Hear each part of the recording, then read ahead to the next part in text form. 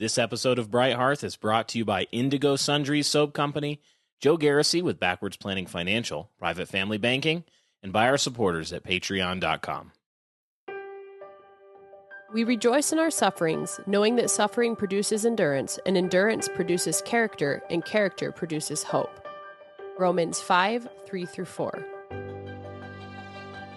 Welcome back, everybody, to another episode of Bright Hearth. We're so excited to be here with you and taking up what I think is really a great question, one that we've struggled ourselves through and hopefully can pass on some of the gleanings that we came through the challenge with. I'm going to be enigmatic, though, and before I tell you the question, I've got two announcements for you guys. And one of them is, bittersweet. And it's that Bright Hearth is going to be going to every other week we've been releasing every Monday through our main seasons for quite some time. And we have 6 children. So yeah, we just have a lot more. We got a lot going on. And we don't want to lower the quality of what we release. So yeah. We're going to be releasing every other Monday, just like clockwork. We'll still be releasing our In the Kitchen episodes on Patreon normally, like all that kind of stuff. But we will be going to that schedule, at least for the foreseeable future. I'm scheming about some things to add in the off weeks as well that I think would be helpful, but not a main episode. But we are still doing In the Kitchens every week. Yeah, we'll be doing In the Kitchens every week over on our Patreon channel, which, if you don't know, is a short, very practical, like mini podcast that we do just for patrons and supporters there.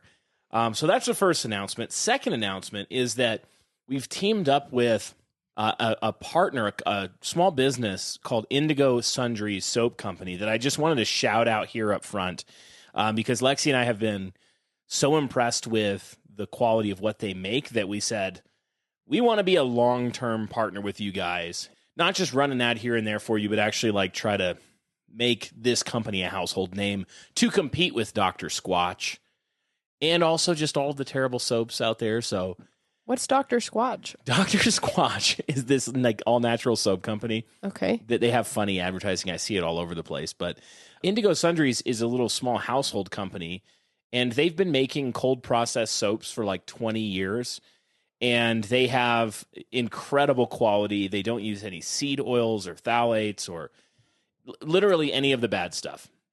It's like all olive oil, natural soaps. They're really high quality. Indigo Sundries Just took soaps. a shower. Did you use some it? of their soap, yeah. Nice, look at that. I've been using it with the same bar on head to toe for like months at this point. Yes, we use shampoo bars. We don't use shampoo much anymore. So I'm a big fan of the 5 and 10 bar bundle that they've got. They have a Cambrian blue clay soap that's really good that I love. They have a clay one? I used it. How did I not know? Where is it? I used it. And actually, they use clay in almost all of a lot of their soaps as a very mild exfoliant. Anyway, just wanted to tell you guys about them. Go check them out, support them. They do really great work. And are we allowed to say Garrett makes beautiful guitars on the side? Yeah, Garrett also makes beautiful. He made me a beautiful guitar, which a lot of you probably have seen as well. But just all around great family, doing good stuff. Really cool. And it's crazy how much bad stuff there is in soap.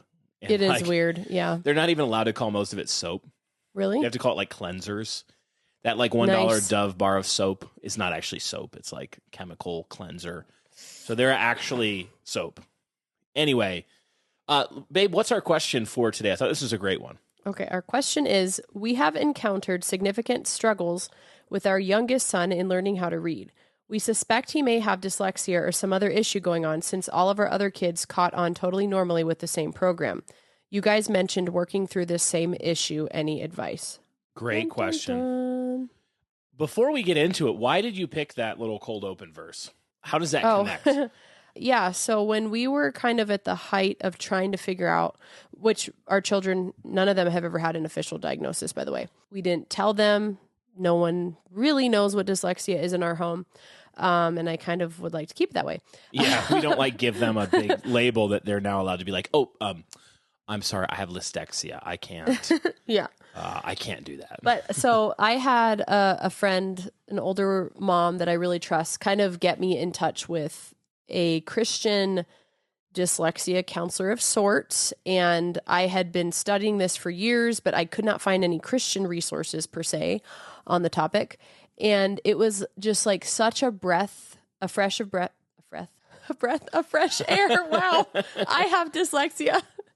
It was very encouraging to talk to this counselor, and he used that verse just kind of to remind me, like, God is using this hard season in parenting or education of your child to produce something good in you and your husband and your child.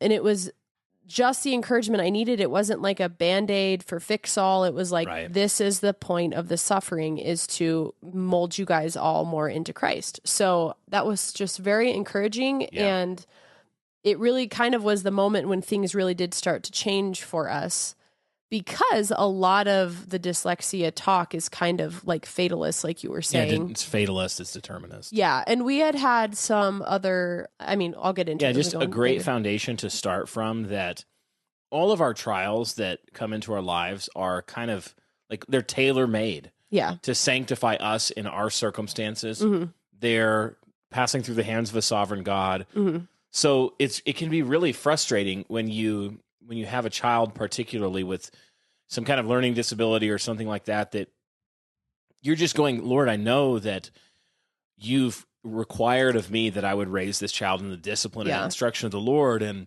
that I'm trying to do a good job and educate them well and give them this great inheritance. And then why did you let this happen? Yeah. Like, where now I feel like I can't do any of that. And maybe you're hitting your head against your wall in homeschooling, where you feel like you're taking 80% of your time on one child and the other children are like struggling. And so we feel all of that. I think it's important to start anytime we're looking at an issue with parenting, or especially parenting through these trials of providence that God just put in your lap. It passed through his hands. He's not out of control, but they feel like they just put this huge obstacle in front of you of doing what God's required of you. So it's important, I think, to start with that God is working all these things together for our good, for your child's good even. That God is not, he only does us good. Everything he gives us is a gift. Even hard things are a gift from the Lord to shape us into his image, to sanctify us, to purify us, to teach us faith, to trust in him, and our children as well. And so when your children have a dragon, or they have an appointed trial in there, because it's hard for them too. Yeah. It's very hard for them. Yeah. You have to remember, the Lord gave that trial to your child and will see them through it by faith. And I will say this up front. I was kind of a disbeliever in learning differences before this. I had taught in school. I had grown up homeschooled. Mm-hmm. My mom occasionally wondered if one of my siblings had dyslexia, but I was kind of always like, are you sure you just didn't try hard enough? This was actually, I jotted this down as I was thinking about this question. For one thing I'd like to ask you, at least at first, is just, is this a real issue, or is it one of those made up modern ailments to help pharmaceutical companies sell drugs to your children? Yeah. Yeah.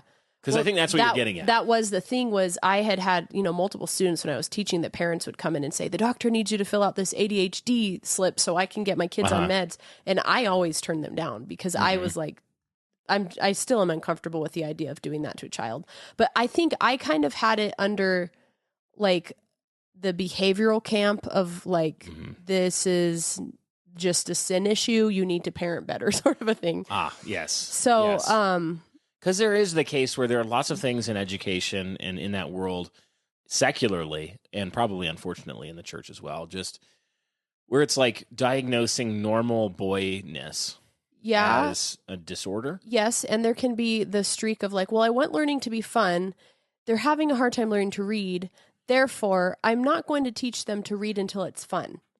And it's kind of one of those things where then they're like, well, I think they might be dyslexic. But in reality, it's just that the parent hasn't set up the right kind of habits to follow through on teaching the child something hard. Yeah. I'm not saying you need to start teaching your kid to read at 2 or 3, but I am saying if your kid is within an age appropriate, 5 to 7, and they're kicking against the goads, and the first time you say, oh, it's not fun for him, he can't learn to read, you're not trying hard enough to see what's actually going on. So why don't we start as a baseline? Just how do you normally approach teaching a child to read normally? Okay. What kind of resources are you reaching for? general philosophy of teaching kids to read. Again, we're not trying to set in stone some platonic ideal of how to teach a kid to read that no other way is possible. No, or there's lots of no, actually, I'm changing ways. it with our fourth kid. We're always I'm changing it, actually. You're learning and growing, and you figure out. But what do you generally think these days? Generally, I think having a high value of literature from very early, like introducing them to picture books a lot. Try to aim for at least 5 picture books a day. They're in every day of their life, essentially, which seems so daunting now that I'm thinking of how busy we are. But then around kindergarten, we start 100 easy lessons. Is that teaching your child to read in 100 easy lessons? Yes, yeah, and it's phonics based as opposed to the whole word approach. You guys, I was a Charlotte Mason stickler. I did it by the book Charlotte Mason with my most brilliant student yet, and he could not learn how to read that way. And as soon as I pulled out 100 easy lessons, he learned to read and was reading Harry Potter by the time he was 6. So I'm not a fan of Charlotte Mason by the book teaching them how to read. I'll just put that out there. So 100 easy lessons has been one of my helps. Go ahead. Yeah, well, I was going to say that's a good point, actually, to not... you have to let your ideas, your theoretical models for how things ought to be, right, when they contact the real world, sometimes get put aside for a different method. Yeah, and she taught phonics too, by the way, sort of a thing. Yeah, but this isn't, and that even wasn't about Charlotte Mason. I'm sure somebody out there is even critiquing me while listening to this. I'm not a fan of the whole word approach, which is like look at the whole word and say the whole word instead of breaking words up into sounds. The phonemes, which is how people throughout all of history. It really is. It's a modern approach to teaching children how to read, and it is dumbing us all down. It does not work. Whole word. Whole word, yes. Our sponsor, Private Family Banking Partners, is on a mission to help Christians live out the Dominion Mandate by making a stealth-like move away from the mainstream banks and into their own privatized banking system.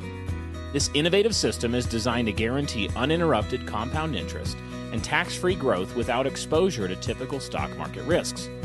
To join this growing community that is already building wealth into future generations and converting post-mill talk into post-mill action, contact Private Family Banking Partner Chuck DeLateranti at his email, chuck@privatefamilybanking.com. That's chuck@privatefamilybanking.com.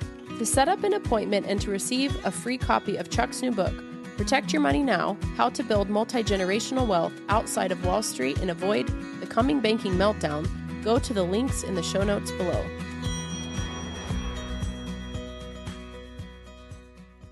So 100 Easy Lessons is phonics, and I really liked it because it was script. It was really easy, open and go sort of a thing.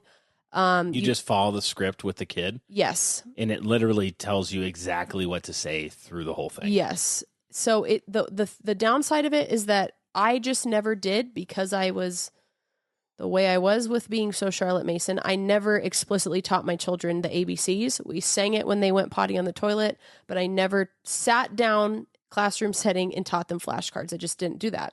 So all 3 of my older kids walked away knowing how to read, but not knowing the names of any of the letters. And that was actually a hard transition once they were older. So that is one of the downsides of that. I am correcting that now with my 4th. But I mean, that's kind of my philosophy. Yeah, that's the baseline. Yeah. A lot of reading aloud, phonics, good books with good pictures, good illustrations, phonics, and then at our school at St. Brendan's, we're generally trying to have kids come in because we start at first grade in our school, not kindergarten. We want them to be reading by the time they come in, or at least very much on the very familiar with on the path, phonemes and blends, and part of that you will run into when you're educating your kids. You just immediately, especially once you have a couple, you just run into how different they are. Where one of your kids will just pick up things reading immediately. Yeah. And it's like easy and they just love it. And then another kid, they just struggle with some concepts or just in general at all. And maybe you have some boys that are like, reading is a huge struggle for them. I had a really hard time learning to read when I was a lad. They thought people were starting to say like, your kid has a learning disability.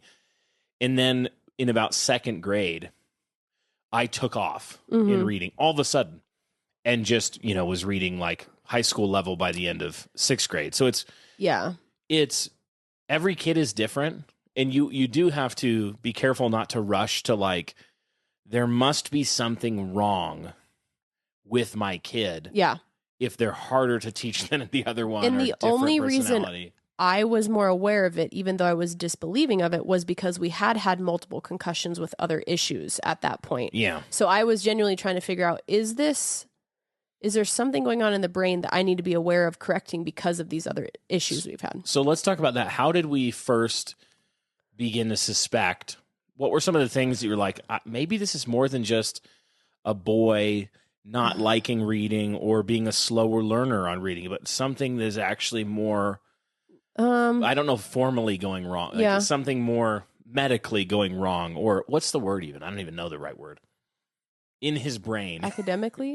Neurologically? Neurologically? Yeah, that's the word I was looking for. Sorry. Like, is there something neurologically happening that is stopping this kid from learning? Because there's such thing as like stuff being hard to learn, but your kid, they might have to put in 3 times more effort than the other kid to learn the same amount, but they can learn it. Mm-hmm. There's a difference between that and someone who genuinely more effort is not going to lead to them learning the thing unless you fix a mechanical something or a neurological problem. Or the way I think about it is like, as an illustration, imagine telling a 12-year-old boy to walk up to a weightlifting bar with 400 pounds on it and deadlifting it. No matter how much effort he puts in, he could put in 100% of his effort. He's never going to be able to budget. But if you start him sequentially from his weight, he could work up to 400 pounds. But you're describing the 2 different models of dyslexia right there, which is a huge divide. Oh, I mean, I'm just talking about like in general, the difference between someone who has a problem at all, like where they're more effort will fix it, versus now imagine telling somebody that didn't have hands walking up to a bar and being like, hey, lift this up. It's like, correct. They both can't lift it for different reasons. One of them could get there and the other one's going to need some help, like some prosthetics or some kind of help along the way. So what were some of the big things for us with our tipping off one of our son that was like, there might be something here that we need more intervention, more specialized intervention to help? Well, I started him at a reasonable time, I felt, which I think was kindergarten. And I wasn't super pushy about it. And it didn't work out right away using 100 easy lessons. And so I did my typical parenting tactic at that point, which is I'll wait 6 months. Yeah. Waited 6 months, tried again. It didn't work.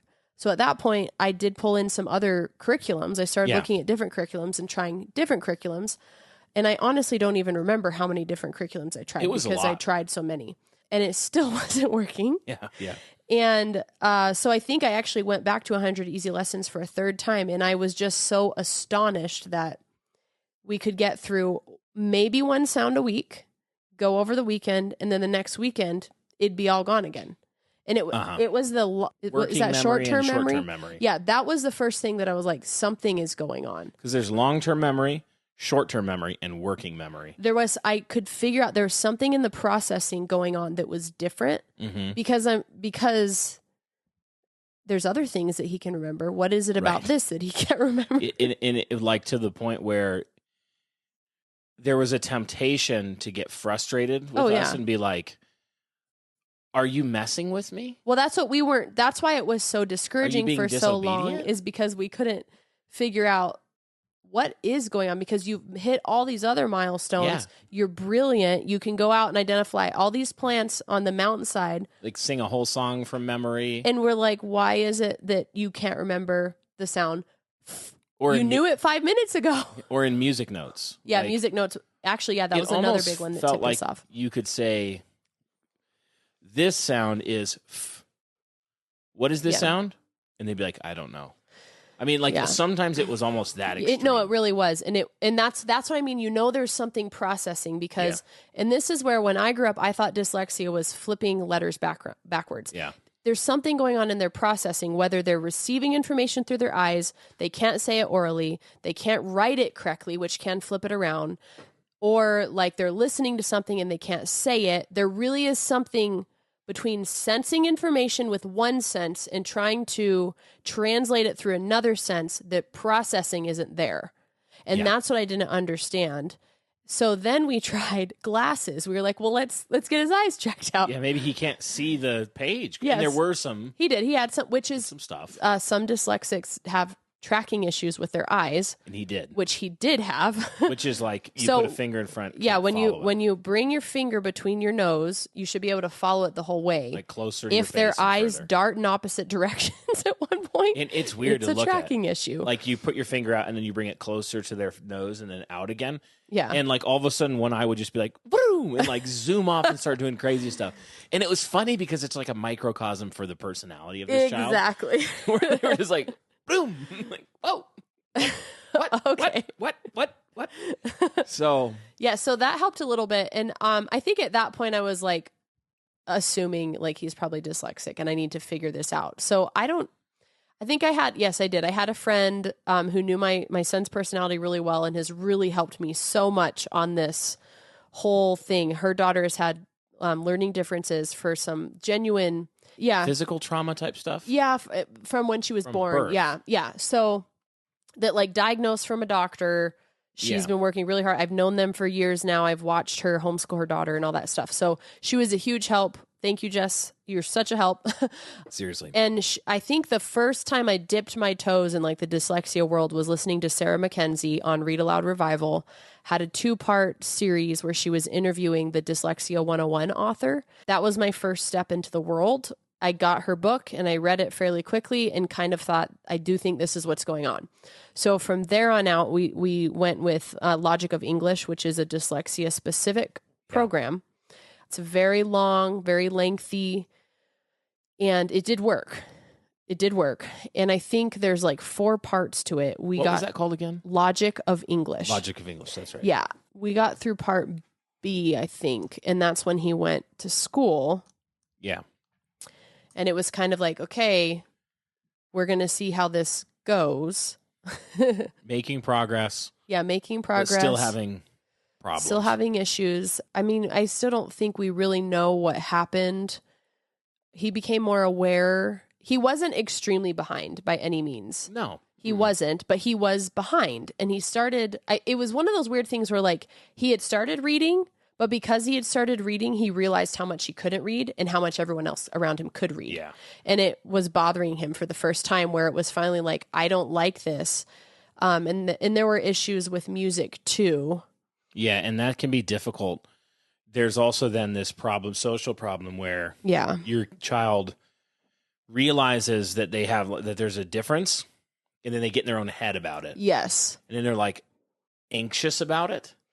And anxiety is like the worst thing when you're trying to work through a problem or do a difficult task. When you have this program running in your head that's like, everybody's thinking about how dumb I am, or everybody's thinking this about me, or everyone's going to be mad that I can't do it kind of thing. Yeah. So that was also another layer to it. Yeah, and that was definitely really hard. One thing I'm thankful for, I think this is a benefit of schools or co-ops or any kind of schooling or education where you can get with other peers, is it can also help you see issues. Sometimes they become more visible because you're in a group where there's like a broader. Sometimes when you're within your own family or just maybe it's your first or your second, you don't really have as much of a baseline or like a standard to look at your child next to somebody else. Yeah. And they're all going to be different, all going to have different strengths and develop at different, especially early, like primary school, kids develop at wildly different rates. Oh yeah. Educationally. That's something I do want to say is I was on the very early end. He was almost too young to do his brain training that he did end up doing. So I feel like by age 10, you need to have a plan figured out if your son is not reading. But our son was 7 at the time, which is very young to be figuring this out. Yeah. So what did we do next? So he was in school. We started to note there had been some progress, but there were still some issues with music notation, and it was the same exact week. He started having troubles every single day at school, and his music teacher called me that day. Yeah. And she was amazing too, because we're in the Let's Play music program, which we highly recommend. It's like solfege. She has taught probably hundreds of students at this point, you'd think. At least hundreds. It could A be lot thousands. of dyslexic boys, a lot of wiggly boys. Yeah. She's great. And she called me and said, I know he's my hardest worker because he's having to work 3 times as hard as everybody else to get just as far as. Yeah. And so she was very much on his team, but she also said, I think this is what's going on is dyslexia. So, which can be hard for the notes because you can't see all the lines all the time and you get them mixed up and backwards and all that stuff. Whole information processing between your eyes and then it going through your brain and spitting back out to your hand or your mouth to even say what note it is. It was not going, instead of going in a straight line, like it to visualize, it's bouncing around 6 different ways. And that's harder. It's frustrating for the little guy. Yes. And also we mentioned it, but he'd had 2 concussions. I mean, we're talking about the most wild, active. This kid, which did affect him physically. He was nauseous a lot after that. He had headaches almost daily. Yeah. He didn't like to drive in the car anymore. So I was genuinely trying to figure out, is this post-concussion syndrome or is this just dyslexia? I still to this day don't know because there are other things. Hard to say. At that point is when I talked to another mom up in Moscow and just kind of said, we had our previous elders at Refuge, their daughter was up there and had gone through some dyslexia programs. And I knew they went through a specific program. And then I had another friend up there recommend that program. And they actually got me in touch with the counselor who taught it. At that same time, I had multiple mothers recommend Brilia for us, which is a homeopathic remedy for like learning differences and anxiety and ADHD type stuff. And honestly, I was pretty skeptical. I just was really skeptical. But I had like all variety of moms, crunchy and non-crunchy moms, tell me, you need to try Brilia. And it wasn't the kind of thing that's going to harm the kid if it doesn't work. And and there were studies. You can go read the abstracts on their website, which I did, that explain how they're targeting the hormone in the brain that's released when you're having like an anxious fit, essentially. And they said it was like within 6 weeks you'll notice a difference. And I did it, a little skeptical, but we had some very specific behaviors that we were seeing every single day. And they weren't going away no matter how we were combating them. And it was frustrating and discouraging. And I will say that was like 2 weeks before Christmas. By the end of Christmas break in January, those habits were gone for the most part. And I was genuinely shocked. So after our 6-week round of that, I didn't keep going. You could keep going on it if you want to, but I didn't keep going on it. And I just really started reading all the books that the counselor told me. And it was so encouraging because he was like, don't be discouraged. I told him, I said, we've been so worried that this is like our parenting fault that this has happened. And that's when he just kind of, reminded me of like the curse and like God giving us afflictions so that we can grow through them, like the verse in Romans. And he was just a huge cheerleader and said like, I'm going to give you this stack of books. And in a year, God is going to have prepared you in a different way for this. You're going to be a pro at this. You're going to understand it more. So I started reading those books and I definitely learned a lot. And one thing I realized specifically was that there does seem to be like 2 different approaches to dyslexia right now. Yeah. One of them is the Band-Aid approach. Like, let's tutor them to death. Right. Remedial. Let's catch them up. Let's just do different sets of flashcards. Let's, do Orton Gillingham tutors. Let's go after school. Remedial potions with Professor Snape. Yeah. And I was pretty taxed on that because here I had I was still homeschooling at that point because if you don't know, I do still homeschool. Then a child was at school all day. And then I had music when they'd come home from music, homework. And then I was still having to teach tutoring on top of that.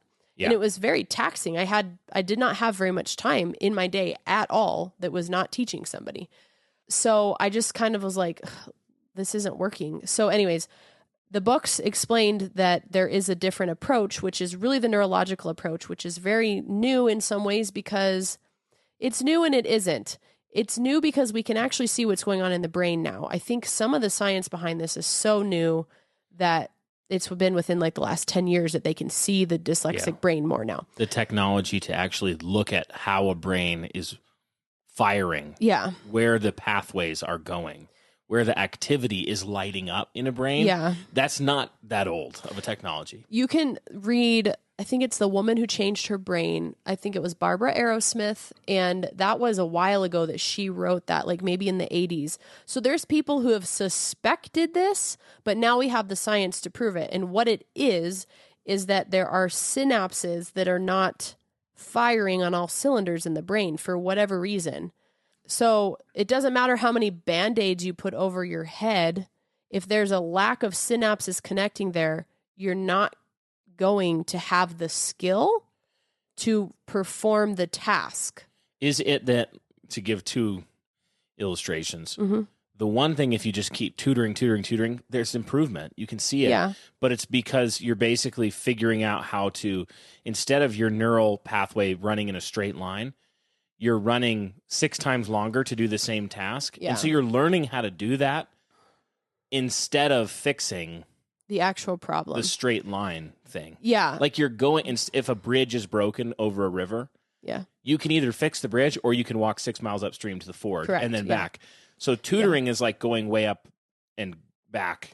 Yeah, the long way I would say around. like the tutoring model might say something like, "Oh, your son's probably just not cut out to be an engineer. He'll probably have to do some manual labor, right?"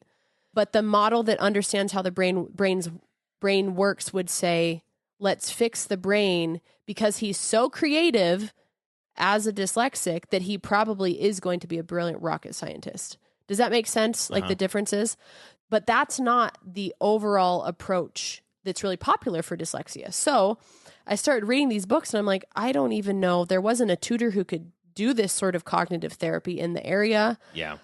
We tried to find. We started the online approach. It's very costly too, is the other thing. Yeah. One of them we looked at was going to cost, I think it was around $12,000. Yeah. And we had multiple people we trusted said this is a program you want.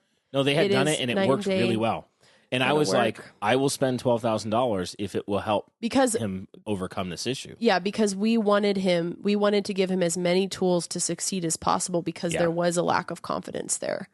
Yeah, but we were still like, oh my word, $12,000. And it was kind of one of those things deal. where the headmaster didn't necessarily, he wasn't immersed in it. He trusted me, but he wasn't immersed in it like I was. So trying to convince him that no, just tutoring isn't the way to go long term for the school, I knew that was kind of a big gamble because of how costly these programs were. So, yeah. But, I handed over the books to him and within a weekend he was convinced, praise God, he was convinced that this was a way we needed to go long term. So he actually became trained as a cognitive brain trainer. Yeah, Headmaster Love, one of our pastors. Yeah.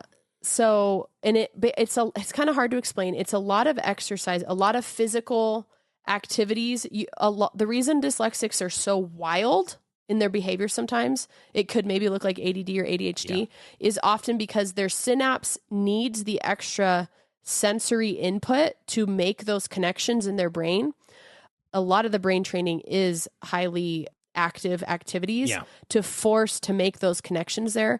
Even stroke victims go through this exact program. They use like a metronome, which you're hearing tick, tick, tick, tick, going through sounds. And it's building that bridge again. It's building that bridge in the brain so that, so they're not just coping anymore. There's actually the mechanism there now for their brain to work properly. Yeah.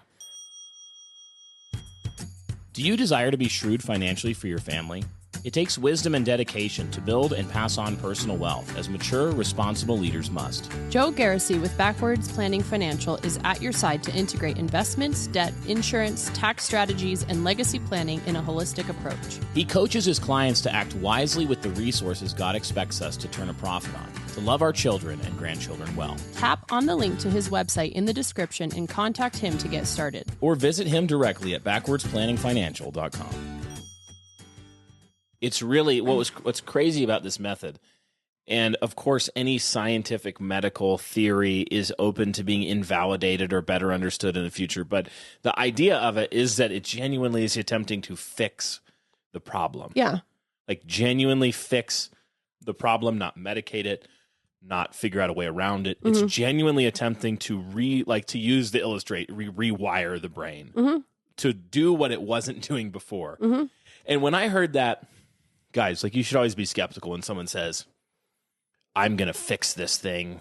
I have this method. It's going to be, of course, we're all skeptical. We're like, oh, I've heard this before. I've heard miracle this, miracle cure this. If you just take this supplement, if you just do my program, you know, all your wildest dreams will come true. Your wife will be giving you the eyes of love all the time. You'll be muscular and handsomer, and you'll have an IQ of 300. You're like, okay, well, but what's wild is it actually worked. Like for our little guy, and lots of other people too. Like, we've heard this, we heard it from so many people we trusted, because this is such a common issue. Yeah. And other people as well. And other people that I knew their children were much more severe. Yeah, we'd known their kids too. And then to see he went through this, it's rigorous. It's like 90, 120 hours of... I think it's 60. I don't remember. It's either 60, 90, or 120. And I think you can actually do versions that are all three. Maybe even more. But this kid now is not that much older than 7. Reads fluently. So he is within a year, because it was almost a year that this got really bad, was like the peak badness. Yeah. He's night and day different. 100% different. Yeah. He reads fluently. Music problems. He can completely read music now. He likes, even I didn't make him start piano again this year. And he was like, Mom, why don't you put me in piano? And I kind of thought, well, I don't think you want to play anymore. And he's in piano and he loves it. He's doing great. He loves it. He reads large adult books, goes through like big, he's not like just reading kiddie books that are well below his level. Like he's actually reading. He's reading at age level, at his age level. And I mean, I couldn't believe it, to be honest. Yeah, it did for a while there. It kind of felt too good to be true when some of the there were other behavioral things that did start to fall into place too, which was like, well, why couldn't you just have obeyed me more then? Or like, yeah, literally some of the time it was, and again, we're not psychotherapeuticizing sin. No. But genuinely, if your child has problem hearing and understanding a command and then verbalizing their response to it, because that's the same pathway as reading something and saying it back. Or hearing something and saying the back. Logic part of it. That whole, it does affect behavioral issues, because they also start to learn, like, I'm going to get in trouble, and then they get anxious about obedience situations, and then they're even worse at They're like reactive. Yeah, very they get reactive before anything bad is. No one's even mad at them. They start casting like doom and gloom for their future, sort of thing. Like, no one understands me. Yeah. I'm always getting in trouble, and I don't even. And what we were hearing a lot was, I don't understand. Yes, that's true. That was one of the things that was like over and over. I don't understand. Mom, Dad, I don't understand what you're telling me. And we were like, how do you not understand? We're talking to you right now. Can you tell us back what we just said? Then but I don't understand. It's like, okay. So one of the things that how though? the brain training we did is that there was like preliminary testing, and you look at different types of, and a lot of these kids will, and this is adults do this too, by the way. This kind of training, like it's you all said, ages. It can you be can read that book by Aerosmith that I mentioned. Those were mostly just adults. That it's not just kids. They test all these different areas, and you'll be able to see, oh, okay, my child tested at the level, maybe they're 12, and they tested at the level of a 6-year-old for their working memory. But then in this other area, they were like 90th percentile. And what we learned is that can actually make it even harder. Yes. When the gap between, if they're really good in one area and really poor in another, it actually makes it much harder than if they were closer to average in both. It almost like having a really powerful engine where the transmission is broken. Yeah. Like, it actually will break more things because it's more powerful. The reading issues were not his lowest. The logic was his lowest. Logic. And there were it was interesting, Charlotte Masoners, be encouraged, because there were some things he scored really high on that the headmaster said it's probably because of the way you did school him that he is as high as he is given these learning differences. Yeah. So that was really encouraging. So what is the name of this kind of, again, like, we're not giving you medical advice. Like, I think I'm legally supposed to say that. But what is the name of this kind of method? The PACE program is the program through Learning RX. So I think Learning RX is the website. And by the way, this is not like a sponsored thing. Oh, no, Just in case anybody thinks we're like shilling for this. No, this genuinely is what we did. And some other classical Christian schools use this same program. Yeah. And then the program in Learning RX is the brain training program. Ah, yes. So Headmaster Love is a brain trainer. What did he always tell Ira? Like, we're doing push-ups for your brain. So he got so excited about it. Ira loved it. He loved it. Yeah, he did. We just gave away which child this was. Well, it's okay. It's all right. He loved brain training. He'd tell people. He was very proud of how much he learned in it. And yeah, he did a great job. Yeah, and it's been great. It's been really good to see him have this disability, whatever you want to call it, this challenge, actually like fixed. I don't think it's a disability. I literally think it's a learning difference. It's just a learning difference. Do you want me to talk about some other books that were helpful? Yeah, why don't we end with that? Just give us any other books or resources to read. So Barbara Arrowsmith, Dyslexia 101. And then the other one that really helped me understand his brain and like his behavior was actually The Gift of Dyslexia. That one was really fascinating to understand like some of the nausea that's associated with it and why, like what's going on in the brain, why they're moving to compensate for that feeling they have of seasickness in their brain means they're moving so much, they're tapping their feet. That one really, truly helped me understand like, okay. And I'm not necessarily, there are some people that are super like, tell your kid they have dyslexia because Einstein was dyslexic and, you know, all these really cool people in science and history and art were dyslexic. And I do agree with that 100%. It never got bad enough and we never had an actual diagnosis or a way to diagnose to do that. So I'm not against telling them that and encouraging them in that. But even, I think Ari said something to him the other day about, you used to be dyslexic. And he came downstairs and he said, I was not dyslexic, was I? And I said, I don't know, because in reality, we'll never know. I don't know. And that's what I just told him. Like, I don't know. We helped you overcome it. God made your brain a little different. We don't know. And he was like, okay, well, I can read Little House now. I love Little House. I'm like, yeah, we're good. You can. You're nailing it, dude. Yeah. So. Yeah. So check those out if you're, suspicious, like there's something going on, and do what Lexy. This is a good, just general example. I think when you run into an issue, do what Lexy did. Go reach out to everybody that you can think of that might have been through this. Yeah, that's literally what I did was like, who do I know that has possibly done this that is mature? Yeah, because Google is not that helpful a lot of the time. No. Because it's so owned by like big pharma, big government. It's not going to. Here's something else I do want to say too is some Christians don't necessarily want to talk about, there's not a lot of Christian resources in terms of learning differences and special needs.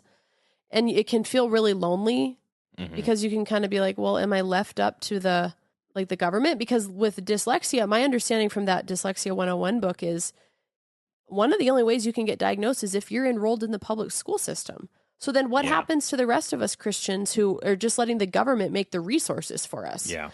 So I think it is important to talk to mature Christians and just to bring more awareness surrounding these things. And I think really having a growth mindset, Pastor Wilson talked about that in one of his books on educations, that Christian parents have to have a growth mindset when it comes to their kids.